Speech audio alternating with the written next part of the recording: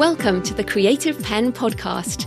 I'm Joanna Penn, thriller author and creative entrepreneur, bringing you interviews, inspiration and information on writing, publishing options and marketing ideas for your book.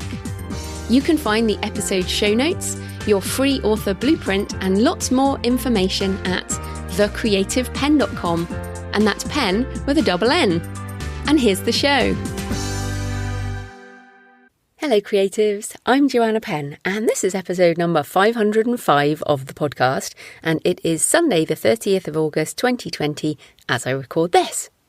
So today I'm talking to Len Edgerly from the Kindle Chronicles Podcast, whose show has been running a little longer than mine, or around the same time we started anyway, and we talk about why he saw something important in the Kindle back then, as I did. I started when everything kicked off back then, but we also talk how the publishing and tech industry has changed for readers, the subscription model which marches on, and the change in devices over time. Now Len has actually interviewed Jeff Bezos several times, so we talk about some of those interviews. We talk about the recent US Congress hearing around big tech, which is only really just starting off in terms of a discussion and has the potential for big ramifications for authors and publishers who want to sell online. We also talk about podcasting and generally geek out as two quite tech-minded people, and we've been right about some things, we've been wrong about some things, and we just have a good old chat, so you get to listen in, and that is coming up in the interview. In publishing news and interesting things, Microsoft Word has a new transcription tool built in to the system for the online version Microsoft 365. It works with recorded audio and live speaking and can detect different speakers. There's already a dictation option. There's a microphone option in the tool ribbon, and you can click dictate or transcribe. Now, I think this is brilliant. I mean, I don't use Microsoft, but I'm still using Dragon. I've actually recently got Dragon Anywhere on my phone because I want to dictate more when I'm out walking and not have it on a device that doesn't sync to the cloud.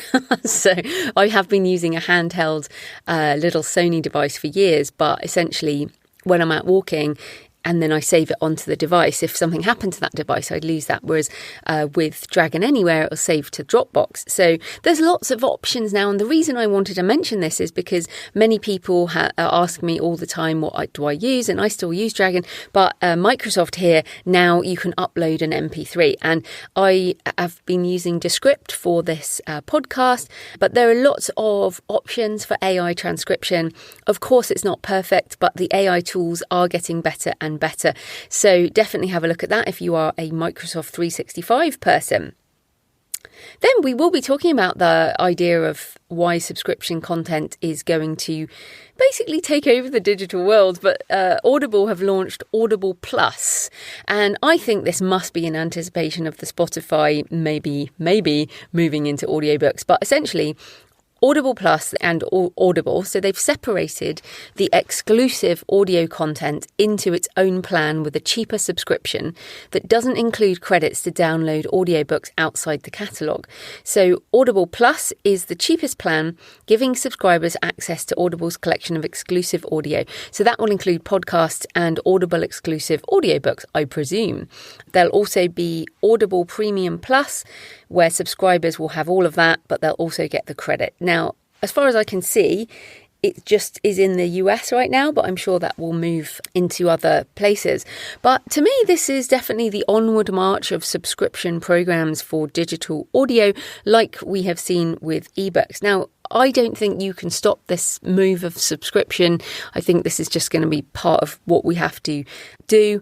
What we can choose is which ones to participate in. And I obviously love the wide subscription models. So if you go wide, so let's say with Audible, there is a exclusive contract if you go through ACX, and you can say, yes, I want to be exclusive, but you can also go wide, which is what I do. And I now just use Findaway Voices and to get my books into Audible, but all my recent ones are non-exclusive. And I'm very happy with this. I think, and there's lots of subscription programs that Findaway will put your book into, but they're non-exclusive. So I always want to make that distinction because many people mistakenly think that something like Kindle Unlimited means that, oh, well, all subscription programs are bad. But I think subscription programs are just part of life. What is the difference is whether you're exclusive or not to one subscription program. So that's interesting. I mean, in other Amazon, this is really just talking about Amazon today. There's a lot of Amazon stuff. Obviously, Len is into Kindle, and we talk about Amazon from many different angles. But there also this week, Amazon have opened up advertising for Canada and Australia. So you can now do ads in all the major English-speaking markets, which is interesting, as well as obviously Italy, Germany, France, as well as the US and the UK. So yeah, it's full on. Everyone spend lots of money on ads. Or not, as the case may be. But certainly they're opening up to more and more markets. So if you just go to your KDP dashboard, you can now do ads in other countries. And then I also wanted to mention, since this is an Amazon-tastic show, not strictly publishing, but there was a press release that came out about Amazon Halo, which is a $99 US wearable band. And again, it looks like it's only in the US. And it says, we're using Amazon's deep expertise in artificial intelligence and machine learning to offer customers a new way to discover, adopt, and maintain wellness habits. It's more than just the number of steps you take or the hours you sleep. It also includes lots of other things. Body fat measurements, which is interesting. I wear an Apple Watch and it doesn't include that. Now, this is what I picked up as well. The innovative tone feature uses machine learning to analyze energy and positivity in a customer's voice so they can better understand how they may sound to others, helping improve their communication and relationships. This is fascinating because as I'm talking to you now, I'm actually quite tired, but I am putting energy into my voice because I understand how voice energy works after doing this for years. I can project energy into my voice, even if I'm not feeling it so much, because I know that when you listen, I want you to feel that I'm energized. So I'm just admitting that to you. I mean, generally I record in the mornings when I am energized. It's actually the Sunday afternoon after a long weekend with my family.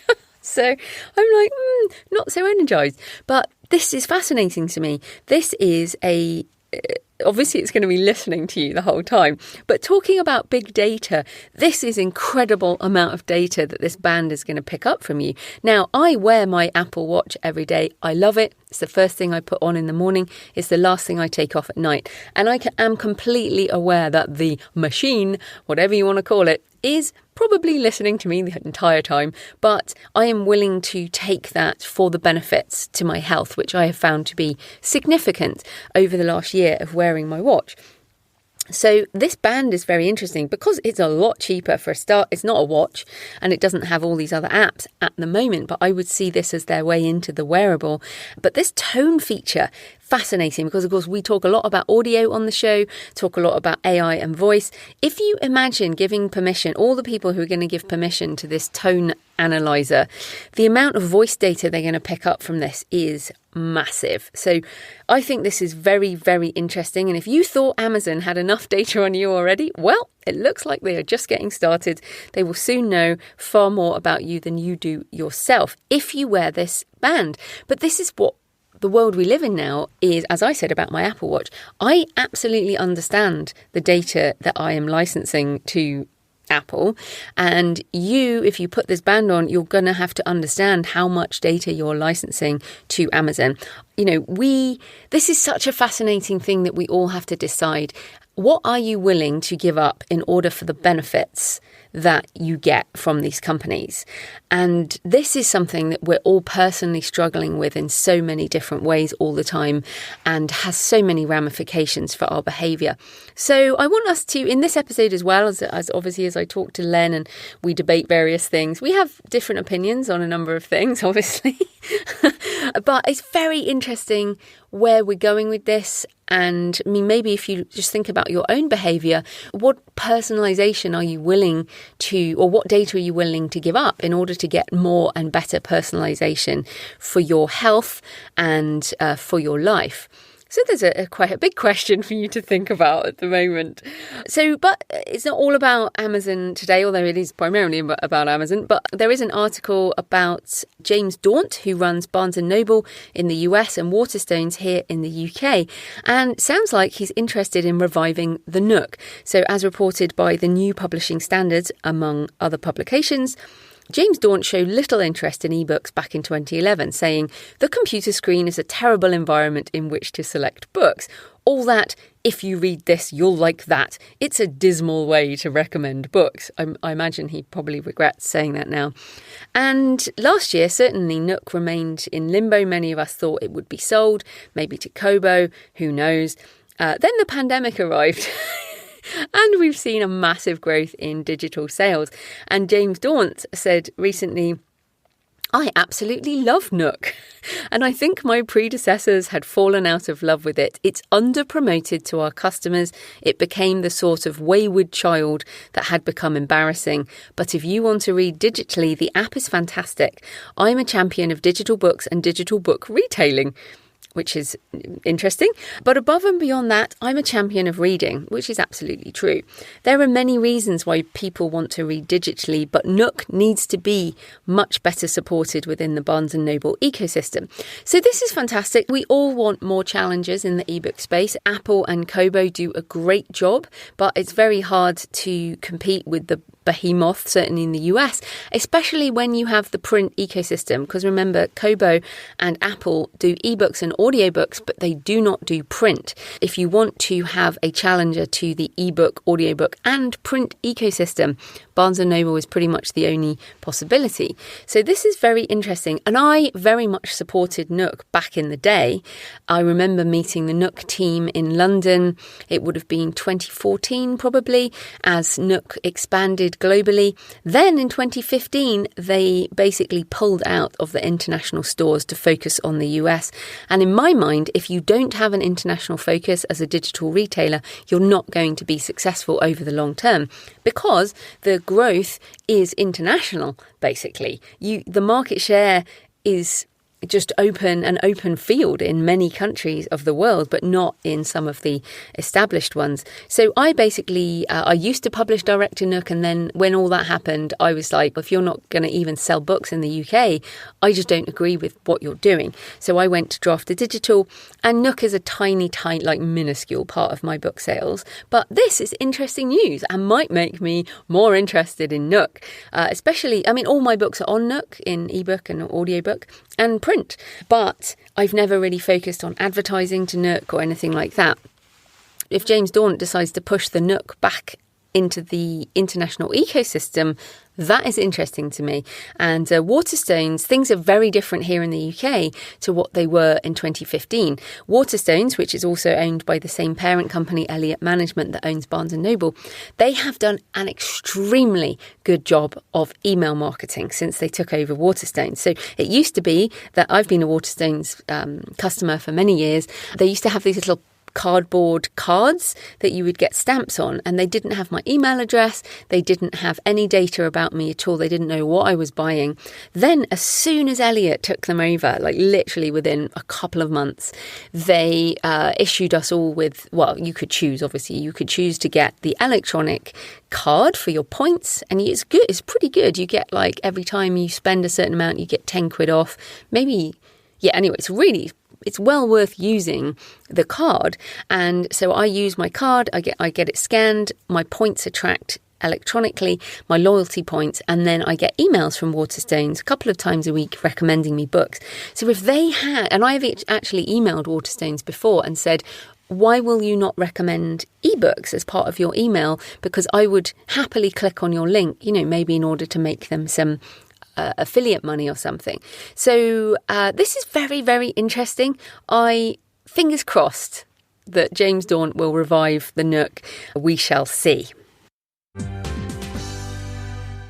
So in personal news, I am still working away at Tree of Life, and as usual, I get to around 25,000 words and I have to stop and look at what I've got and sketch out what is going to happen, and I've done that now, and I have kind of 2 A4 pages with a rough visual outline with the character arcs, and I know what's going on. So I pretty much know what is going to happen with the book. I just need to turn that into words. So that is going to happen in the next couple of weeks. I'm determined, I have to finish the first draft and the first edit before the end of September. So that's my plan. I've also had some personal time in the last week with my family. It's a long weekend here in the UK, bank holiday weekend, and I've been seeing my siblings and my nieces while still maintaining physical distancing as much as possible. We still live in weird times after all, but it's been so nice. We haven't all seen each other since Christmas. And I'm the eldest of 5, and there's partners and kids and my dad and my stepmom, and the whole thing was great. Really enjoyed it. So good to see family. I also wanted to comment on the final episode of the Writer's Well podcast with Jay Thorne and Rachel Herron. I know many of you are listeners to that show, and I've been listening to their show since they started it. And I always have enjoyed listening to Jay and Rachel discussing various questions about being a writer. Now, they have just ended the show after 190 episodes, and Jay made a comment about making space for something new to emerge. And although I am not ending this podcast, I am definitely thinking about many of the things that I can cut out of my life in order to make room for new things. And I have been thinking about this and talking about this for a while now, and I imagine a lot of you are going through the same thing. So even if you've never listened to the Writer's Well podcast, it's actually a very interesting episode to listen to in order to see what happens when something ends. And this is a choice to end. We are deciding to end this not for any negative reason, but in order to make room for the positive. And that is a very good reason to end something. Because, let's face it, the pandemic has made us all question what's really important, and also question the things we thought were set in stone. For example, my writing routine. I thought I could never write at this desk in my office here for fiction. I thought I had to be at another desk. I thought I had to be somewhere else. If you listen to old interviews with me, you'll hear me say that. But I've had to change my habits, and it's worked fine.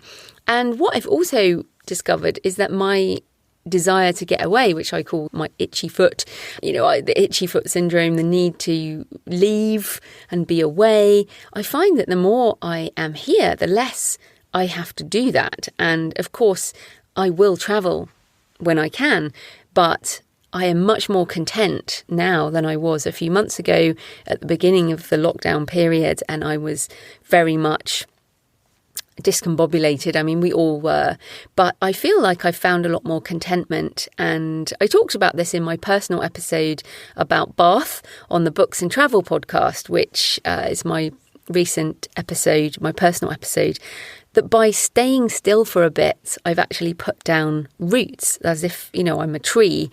You can't keep moving a tree. It doesn't have time to put down roots. And this is very new for me. I feel like this is strange. I'm really happy in one place. I don't feel the need to run off and do other things. And I'm actually thinking much more about books and stories set here in England and at a very different pace to which I've used to do. So yeah, very weird. I mean, other habits like going to the gym. I saw my personal trainer over Zoom twice a week since March, and it's been great. And I'm getting 90% of the benefit for 50% of the price and half the amount of time, as I don't need to travel in to the place. So I feel like, wow, I've changed my habits in a way that has been really beneficial. And I mean, eating, we have simplified our eating. We go to the local butchers. We've just simplified so many things and we've been out a few times to support local businesses and stuff. But it's very interesting when you simplify your life down to eating simple food, walking, being content with where you are, being happy that you're safe, creating, writing. And I'm not even doom scrolling, really. I do some days, but if you've been listening earlier on in the pandemic, I was like, I find myself doom scrolling, reading article after article about how awful everything is, I've stopped doing that. I mean, I do read the headlines once a day. I do stay informed, but mainly I'm just living my simple life, and that is making me pretty happy. So I hope that you have found time to do that too. And obviously there are people listening in over 200 countries and every person will have a different experience of what the last 5 to 6 months have been like. It's not over yet, obviously. And a lot of people are struggling, and maybe you are, and a lot of people are not struggling, and maybe you are. And it's very interesting how this has affected people. So whatever you're going through, maybe actively think about it, write about it, think about how things have changed, think about how you might keep aspects of that in whatever the new normal is, because certainly things here are moving into a new normal, very much so. Think about what has changed for the good as well as the bad. And we're living through a historic time, and not just the pandemic, but also the Black Lives Matter things, the various... Yeah, there's a lot of stuff going on right now that feels quite historic. It feels like a pivot year in so many ways. And who knows which way things are going to pivot. But we might talk about this for the rest of our lives. It might be one of those years that we'll always remember. So, yeah, what were you doing in 2020 and what will you be talking about in the years to come? So thanks for all your emails and tweets and comments this week. Sam Egbori says, my daily walks are listening to your podcast. Thank you. And sent a gorgeous picture of a boardwalk and a blue sky. Just looked lovely. Thank you, Sam. Julie Schooler says, you outdid yourself on your podcast interview questions this episode, and the bear book sounds fascinating. Thanks, Julie. And yeah, I just asked the questions that I have in my brain. That I figure if a question comes up in my brain, it'll be a question that you guys have. So I do hope that after as many episodes as I've done now, I am getting reasonably good at interviewing. So I'm glad you enjoyed it. Joel, who says, love this week's podcast. As somebody who stumbled into writing late as a way of coping through personal hardship, hearing Matt talk about his career, method and motivation was inspiring. It made me want to leap for the keyboard. Thank you. And Joel sent a lovely picture of himself with his son in a pushchair. So thank you for that. Lovely to see you. Lewis, or Louis, on YouTube said that was a really great interview. He brought up a whole lot of things I'd never considered before. I found this really helpful and he seems like such a cool guy. Great show.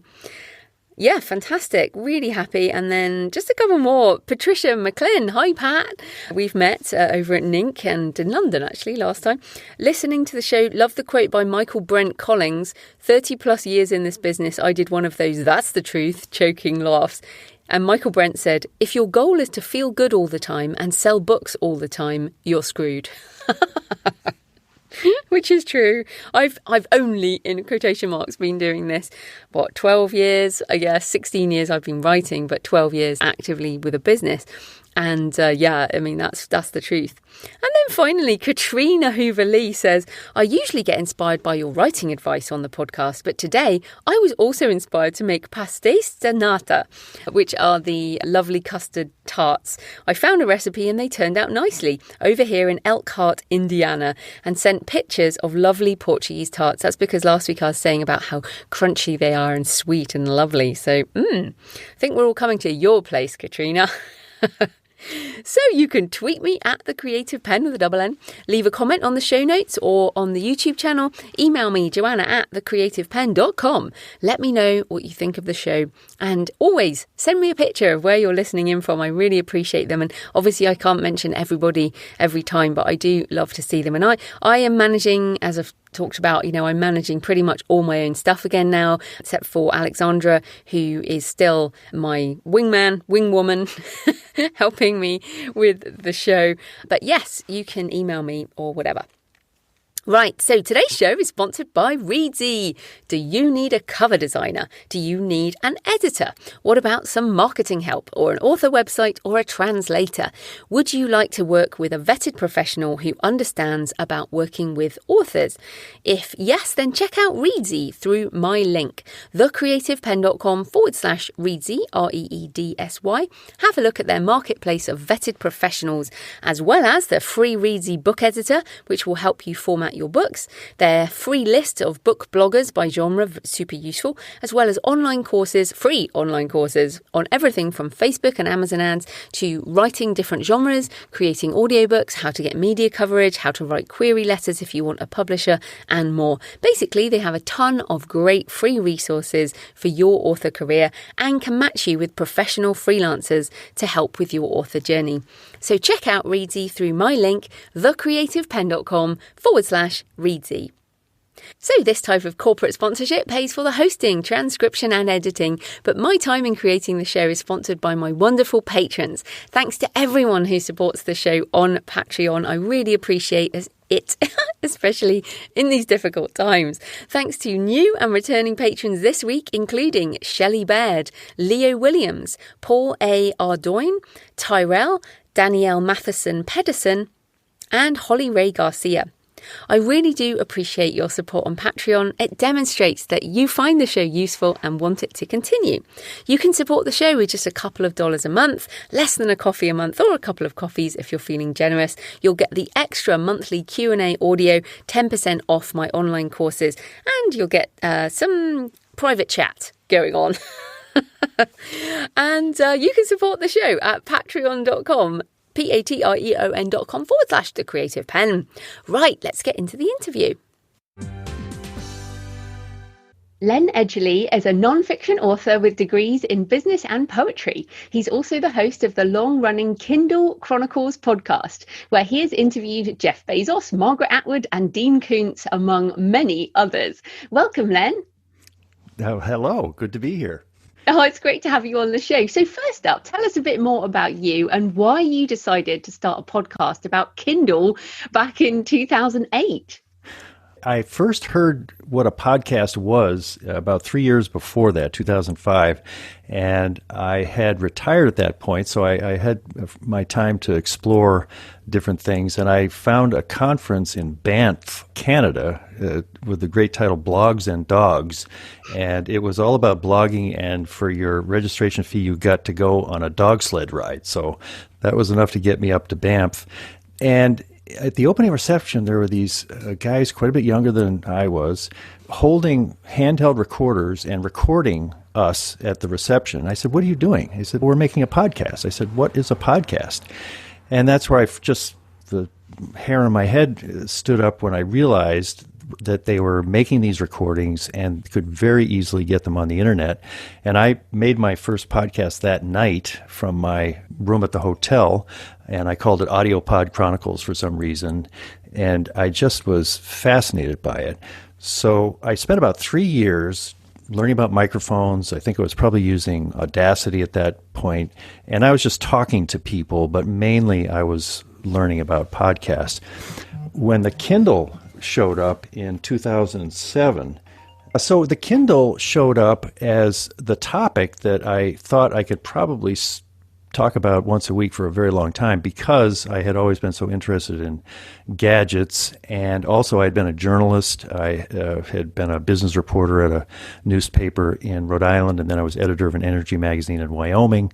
And so when this thing showed, and before the Kindle, I fell in love with the Rocketbook, and I made a fool of myself saying, "This is going to change everything, this Rocketbook here." And I hold it up at a meeting, and I got a little burned by that because the Rocketbook didn't change everything. But when the Kindle came along, it looked like it might. So I just said, I bet I can talk about this Kindle thing from the point of view of readers and maybe writers and technology. I wasn't so much into Amazon at that time, and that kind of emerged over the time. But by 2008, July, here at this same cottage that I'm talking to you at from the coast of Maine, at this desk is where I did the first episode. I just thought, I think I can really love talking about this. And 12 years later, that really turned out to be a good instinct. And I'm glad I started it, and I'm glad I stuck with it. That's so funny. I don't even know what the Rocketbook is. Was that a similar e-reader, or was it like a mobile device? Or? Well, it was very similar. It was very clunky, and it had a hard-to-read screen, and you had to plug it in to get content on it. But it had some of the basics, you could put 10 books on it. Imagine that, putting 10 books on a device. Seems crazy now, doesn't it? Yeah. That's so interesting. And you picked the right one in the end. But so looking back then, so it's been 12 years, over 12 years, I guess now. What are the most significant changes you've seen in terms of the Kindle environment and also the publishing industry over that time? When I look back, I think that the introduction of the iPad in 2010 and the legal action that prompted against Apple and I think the big 6 publishers at that time, that was big because it really set the environment for pricing ebooks by the traditional publishers, and at a much higher level than Amazon had intended when they said that bestsellers were going to be priced at $9.99.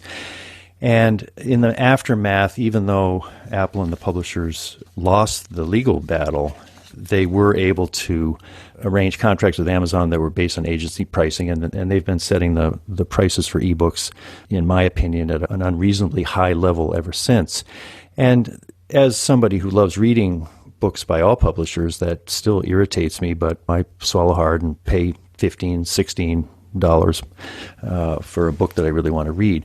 But I think the opportunity there was by pricing artificially high, it left a lot of room for self-publishing to emerge just by pricing reasonably, and it also gave quite a runway for Amazon Publishing to take off because they've been gathering increasingly prominent writers, including Dean Koontz, and pricing their books at what I consider to be reasonable prices. And I don't know if I met this another 12 years, is Amazon Publishing going to be one of the big 4? I think the growth of Amazon Publishing has been pretty phenomenal. You mentioned pricing. One of the big things that's changed, obviously, is the subscription model with Kindle Unlimited. What impact do you think that has had, and is subscription on digital devices the way it's going to go? I agree with you. I've heard you say that seems to be the way forward, and I would agree with it. I think that the barrier to it at this point is that the big publishers are not participating in Kindle Unlimited. So if you sign up for that, you get increasingly good choices, but it isn't really a test of what it would look like if we could just sign on somewhere, maybe for quite a bit more than $10 a month, and have that kind of access to everything. I like it. I buy a lot of books just title by title, and I guess I'm agnostic on it as one reader, but I do see the trends with Audible's subscription, and there's more and more things that I pay on a regular basis to have access to, and there's some convenience there, and it's probably help for business models of people that are providing the content. I think that's probably the way forward. And then in the device itself, and you've said you're a gadget guy. I had one of the early international Kindles, the sort of white thing with the buttons on it. Yes. It wasn't touchscreen back then. There were buttons. You had to type on it. And now the devices are obviously quite different. I have a Paperwhite now. But some people say that people are using, like you mentioned, the iPad, or I read on my phone on the Kindle app. And of course, then we've also got the Nook, we've got Kobo devices. So what are your thoughts on the device versus people using other devices to read? I've been surprised at how much Amazon continues to invest on the Kindle platform, the e-ink readers, because I'm sure that you and I are similar, that I read a lot on my iPad, my phone. I have a Fire tablet. I read much less on my Oasis than I did 10 years ago. So I think if this was just another device that Amazon, you wouldn't be seeing new versions of it come out on a regular basis, and you wouldn't see the kinds of improvements to the interface that on like page flip and different things, that they just keep working on it. And I get the feeling there's a really big Kindle team at Amazon that acts like this is a new product and they just want to keep making it better. And I think that the reason that's the case, it relates to the 2 conversations I had with Jeff Bezos 8 and 4 years ago. He is really a book guy. And when I was talking to him about different aspects of the Kindle and why is it important to have people reading, long-form reading, he was totally into it. And I think that as long as he's the CEO of the company, and at this point he's embedded teams of people there who are just very missionary in their approach toward let's have a device that's great at long-form reading, mainly books, but other long-form reading, that you can't check your tweets on, you can't stray off, that when you curl up with it, it's more like a physical book than it is an iPad, because it's a confined garden that's suitable for just reading the words. There are things that could be improved. Jeff was talking about the pain points that continue to exist in the device, and one of them being the ability to annotate with something like a stylus. I asked him, when you have these 6-page memos at your meetings, are you reading them as the whole group is reading the memo on some new initiative that they're analyzing? How are you taking notes on it? He says, I take notes on it on paper just because it seems more natural to me to write on paper. But I think that's something that in the future, something like the Remarkable tablet, I find really a nice way to annotate a PDF with the stylus. It feels like paper. It doesn't have that glassy feel of an iPad. So I would expect there to be continuing evolutionary improvements in the Kindle, but a real commitment to having a device that really doesn't do anything else except long-form reading.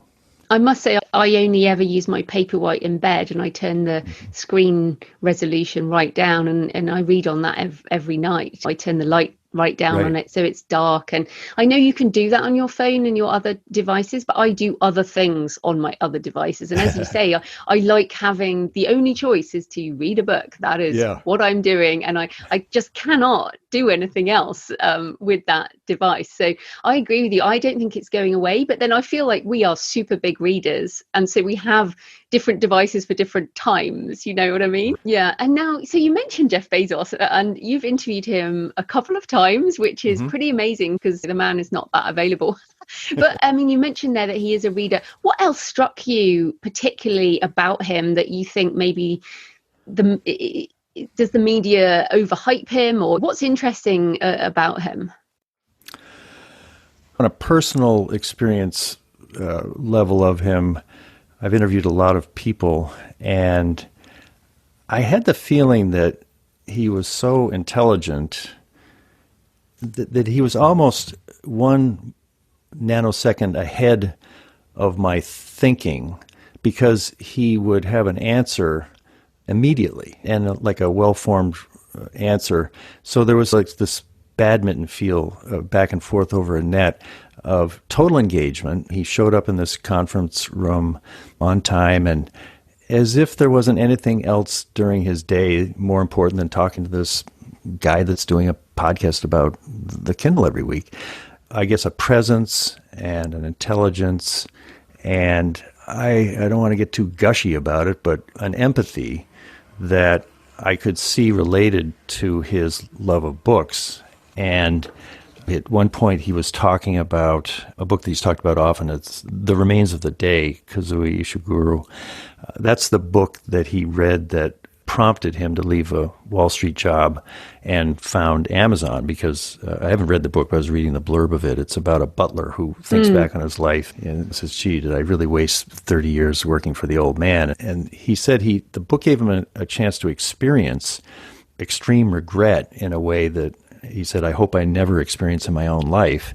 And so when he thought about the possibility of forming a company on the internet, which he really understood at that point, versus continuing to be a very wealthy, successful person on Wall Street, he said, when I'm 80, I know I'm going to regret it if I didn't at least give that a shot. I think for authors or people who listen to your show and mine, someone who is informed in the way they make decisions in life by the books they've read and the ideas that they get from reading, that I think is an aspect of him which maybe doesn't break through so much on the coverage of his new girlfriend and all of the other things that he's involved in. But one-on-one in person, I found him a very humble, attentive, interesting person, that obviously very bright, but it wasn't a weapon. It was just an aspect of his presence that I found very enjoyable. It's fascinating, isn't it? And I'm not exclusive to Amazon with my books. I believe in competition. Right. And so let's talk about that, because you and I are both shareholders in Amazon. So we believe in Jeff and the company enough to put our money there, as well as being authors, and we're podcasters. So we have this mutual interest in the wider company. I use Amazon S3 to have some of my file hosting and things like that. But what we've seen as you and I record this last week was the antitrust hearing with the US Congress that involved Amazon, Google, Apple, and Facebook. And I feel like before the pandemic, there was this big tech backlash brewing on both sides of the political sphere in the US. It really was both sides. So what are your thoughts on what might happen? Some people have said Amazon should be broken up, the S3 business, for example, should be spun out. And certainly some of the allegations that were talked about, or not allegations, but some of the stuff around the third parties on the store and things like that for Amazon. What do you think might happen? And will it all just fade away because we need these companies? That's a good question. I think that the antitrust side is fascinating and important, and it's going to be very difficult to change the current rules of the road for antitrust. And from the people I've spoken with, if there's no change in the actual laws, it's going to be very difficult to successfully prosecute Amazon, because the existing antitrust rules from the 30s or whenever all have to do with market power being used to raise prices, to make decisions that hurt customers. Now, unless Amazon does a 180-degree turn, it's customer focus. It's always about low prices and all the things that they've done that have resulted in an 80% approval by customers and at the top of every survey of brand loyalty. So that doesn't mean that I totally understand why the question is being brought up, though, because these companies are huge and they have incredible impact on the society.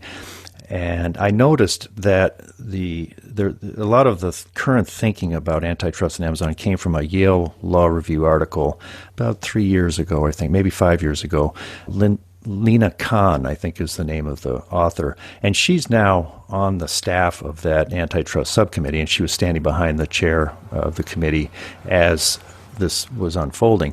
I read that article, and it was impenetrable. It was academic. It was very smart, but I got a feeling of how difficult it'll be to actually design an antitrust framework that fits these kinds of companies, and how all the pieces work together, and are you really going to help society versus and customers based on this theory.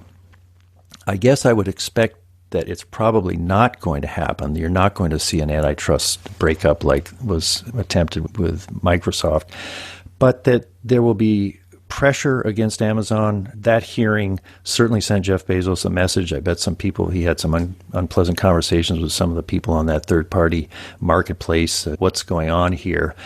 And then the big counterweight against these companies are each other. Amazon competes with Google and Microsoft in the cloud. Walmart's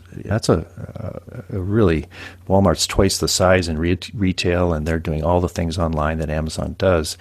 So I would hope that a company like Amazon doesn't just think they can blow off the kind of moral concerns that are driving some of the support for these moves, and that the government wouldn't make stupid, crude decisions in redesigning antitrust framework, and that even though there's just a few competitors, if they're good enough, they're going to keep each other honest within a kind of a constrained world, that it's probable that Amazon continues in something like its current form, I would say, at least for the next 10 years and maybe longer.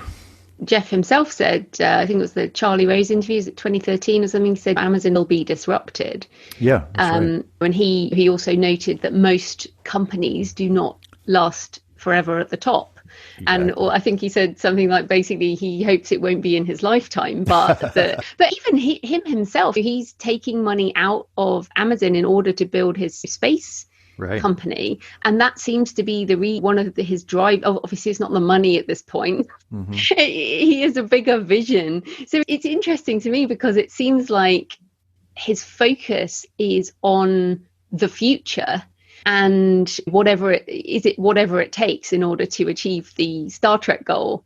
Yeah. As long as there's money coming in to support this future goal, I don't know. It feels like to me that that's the focus. What do you think? These are all our personal opinions on looking at the media, but yeah, no, I think there's plenty of evidence. And I think I saw one quote of his a while back that he sees Amazon.com as the lottery winning that is enabling him to pursue his vision of life in space and creating an infrastructure so that a kid in a college dorm room can come up with a fantastic idea for colonizing space the way he was able to come up with a fantastic idea for the internet, because credit cards had been created and the whole internet structure was there for him to use.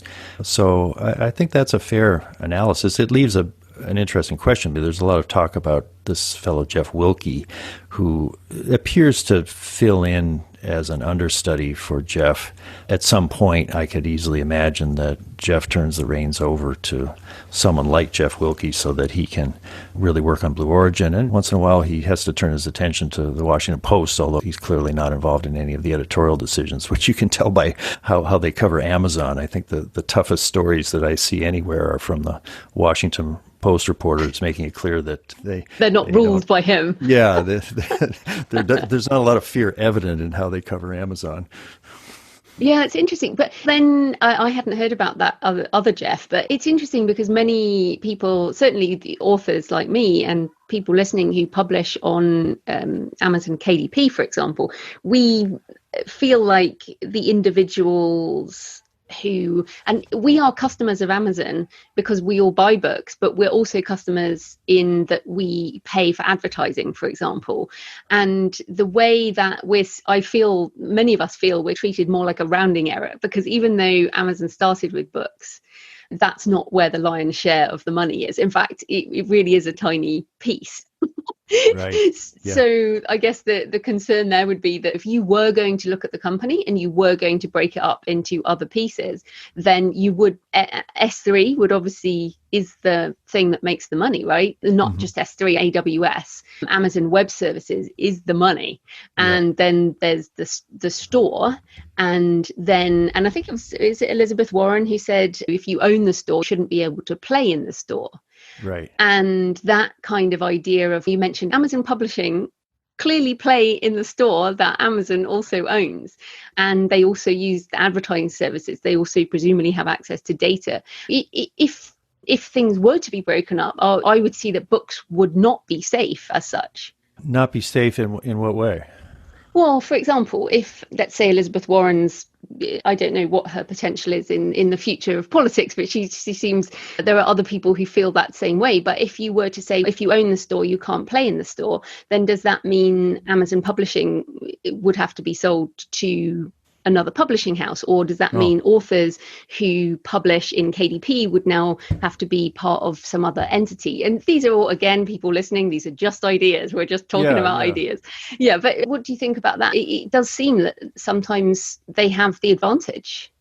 I've never heard anybody suggest that Amazon Publishing gets any kind of a advantaged break at Amazon.com. And one thing I've noticed is that the Amazon book editors that put out the best 20 books of the year, there's absolutely no favoritism for Amazon Publishing evident there.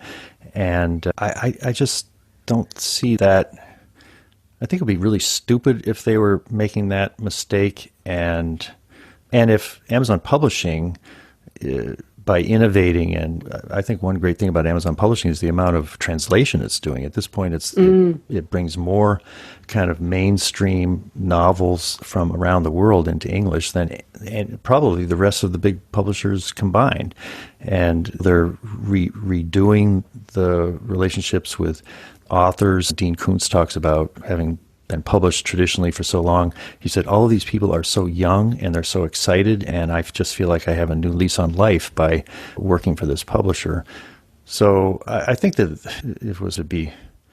probably if it got broken up, it would exist on its own. I think if it became part of Random House, I would just be completely devastated. I think that's not the end of the story I was hoping for, because I I think that it's good to have competition to the traditional big publishers, just like it's good to have competition against Amazon. And at this point, Amazon Publishing is like a scrappy startup that's coming in and innovating and doing things which I think have some merit. As I'm talking, I'm thinking I'm digging myself a deeper hole here, because more about what it's like to like the exclusivity of KDP Select. I can imagine that's really a problem. And I guess as a reader and as somebody who talks about Amazon from the point of view mainly of readers, I don't see problems that I bet you see more accurately than I do. And that's why I need to keep listening to you. I think it is interesting, but as you say, Amazon is all about the customer experience. And as a reader, they got me early. I was also, I'm not so much a gadget person, but I'm definitely a reader. And I was living in Australia back sort of 2008, 2009. And the only option were incredibly expensive print books. Like print books are so expensive in Australia. And I was desperate for an e-reader. The Sony reader was the only option. And then I couldn't get one. And then the Kindle hit. And I was on the waiting list, was one of the first people to get one in Australia. And I was sold. So they got me on day one. Yeah. And of course, the more you buy books on the Kindle, it's very hard to change devices later on in your life, because your whole library's there and they know me so well. So I'm a very happy customer of Amazon in so many ways, and yet it's good and healthy to have other people in the ecosystem. So I appreciate your point of view. So let's think more about the future then, because another big change that has happened in the last 12 years is the rise of audiobooks. And of course, Audible really, I think, have been responsible, like they were with Kindle. Audible has brought audiobooks to everyone's phones, and now a lot more companies are coming into the space. But in some markets now, audiobooks are selling more than ebooks. So what do you think about audiobooks, and what are your thoughts on the sort of future of reading? I don't have time to listen to audiobooks as much as I used to, and I don't have a commute, and I haven't driven the car more than 100 miles in the last month or so. But it's powerful, and I think that it's satisfying to some extent, because I think, as you pointed out when we talked last, the literature has its roots in oral traditions, and to have wonderful writing and storytelling move to that platform, partly out of the convenience of what it's like to be leading modern lives, that just seems like a wonderful coming full circle. The part that intrigues me as well are things that are audio first, that you're getting. I heard a wonderful thing on Audible that was James Taylor, a singer I really love over here in the States, and it was a autobiography, but he was playing some music, and it was taking advantage of all the different ways to tell his story in a way that it just wouldn't have been anywhere as rich on the page, and even as the Audible version of a written book, that they had created this thing to take advantage of what you could do to tell the story of a musician's life. I think it's hard for me to see the future of Alexa as part of this, that the ability added to your shopping list. Okay. Forgot to turn her off in time. But you've got interaction possibilities, you've got chain link stories, and that's going to be another place where the power of telling stories audio is going to unfold, I think. Yeah, absolutely. And we'll just call her the device. The device, I think, is more that it's going to be embedded in a lot of things. So embedded in your car. The one you have there in the room is a smart speaker. But I see the future for these kind of AI assistants. They're just in the things. They're in your phone, and I wear the watch, and I have the Siri and the different devices that we talk to actually get the things we want to listen to. So I had laser eye surgery last year, and when I was in bed with my eyes closed, I can just ask the device to play an audiobook, for example. So I think I see those as more almost stitching together the digital experience between the domains that we move. So in that way, rather than that's in that assistant kind of model, I think. Do you see what I mean? Yeah. Yeah, they're pulling pieces together that are there. They're just not connected. And when we think of friction, that's a term that Bezos uses a lot. How do you reduce the friction in reading? I think that's going to be solved, that we're going to be able to almost think of a book and say, what's the name of that book I read in high school? And the next thing it's on my Kindle and on my Alexa, as opposed to the effort to find things that sometimes are hard to find. No, absolutely. And I think as the system knows more about us, that is one of the wonderful things about the recommendation engine that I appreciate. It's being able to know what I'm interested in. And it's ridiculous how much money I spend on buying books, because they're just like, oh, you might like this. Oh, yes, I would. Thank you very much. Yeah. How did you know that? Yes, I'll have that too. Thank you. But yeah, it is funny. So I wanted to just pivot into podcasting. Things have changed a lot again since you and I started our podcasts. And I feel like even in the last couple of weeks, we've seen Spotify have got Michelle Obama, and right. they spent $100 million on Joe Rogan. We've got was it even the New York Times has just bought a podcast studio. We've got publishers now starting podcast studios. Do you think suddenly the era of podcasting has happened? And yeah, what are your thoughts on what's happening in podcasting? It does seem that those are significant things that have happened. And a few years ago was the Serial podcast, which I think introduced the power of podcast to a lot of people. I guess my only caution is I can remember going to conferences 10 years ago where people were saying, podcasting is just about to be the era that's going to be the same as radio. And there's been this kind of ever-receding bonanza to predictions of it. But meanwhile, more and more people are listening to podcasts, and I'm sure the facts would show that it's creeping into everyone's consciousness. I think it's another place where that friction concept applies, because in the car, I can listen to my podcast, or I was listening to your podcast driving around this week, but it's not so easy. I should be looking at the road and not tapping on the screen of the Tesla to try to figure out how to find the podcast I'm looking for. Ease of access to the shows, and there'll certainly be improvements in that'll make it more ubiquitous. I think the other thing which intrigues me is the ease of making a podcast creates so many opportunities. I was experimenting with a platform called Anchor. I think it might be owned by Spotify. It is, yeah. They bought it, yeah. It's just drop dead easy. I set it up on my iPhone, and I was doing some work for a candidate here, Mayor Pete, that was in the primaries. And I went to an event in New Hampshire, and I was recording what he was saying, and I did some kind of comments on it. And in my car, I assembled an episode of this podcast I called Edgecast, included a picture that I'd taken of him, and before I left the event to head back to the cottage in Maine, the episode was on the air. And I just thought, this is amazing. And maybe my grandson, who's 14 years old, is going to be having podcasts. The sort of personalization of the creation of the audio, great opportunities for commercially scaled podcasts that we're seeing. But I wonder if there's this whole other layer of kind of personal podcasts that you share with 10 friends, or you have some way to communicate with each other as the friction on the creation side gets less and less. That's really interesting. I must say that I think Spotify, I used to listen to Apple podcasts, and I've moved my listening over to Spotify because I just find their recommendation algorithm and their search is just incredible. And that, to me, has been the issue with podcasts. You had to hear about them by word of mouth, whereas Spotify are going to recommend different shows. And also you can search, if I'm interested in a particular topic, I can use the search bar. And Apple has improved that a bit, but I think they gave up the ball as such, and Spotify are just running with the ball now and making big plays. So it's really interesting that you say that about Anchor, because of course Spotify own it. And when you create on Anchor, I think you have to allow monetization of it or something. It is owned by Spotify, right? It's not an independent network. Right. I don't have any ads coming on my version of it, so I think there's a way to do it, just putting it up for free and having it available.